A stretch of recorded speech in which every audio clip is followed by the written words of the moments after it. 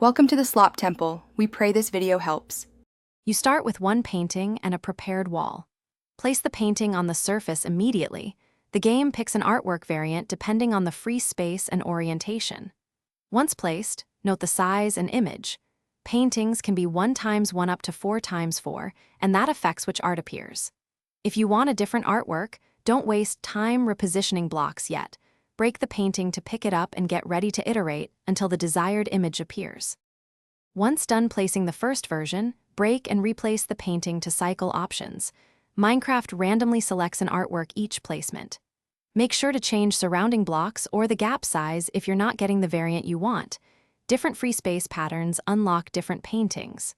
For multi-block art, create a matching clear area, e.g., 4x4 before placing. Repeat this cycle while altering openings until you land the specific image and size you need for your build. To finish, place the painting that matches your desired artwork, then step back and confirm orientation and fit. If precision matters and you're in creative or operator mode, use /setBlock or give commands with the painting data to spawn the exact variant instantly. If the painting refuses to show the expected art, make sure the surrounding space matches the needed dimensions.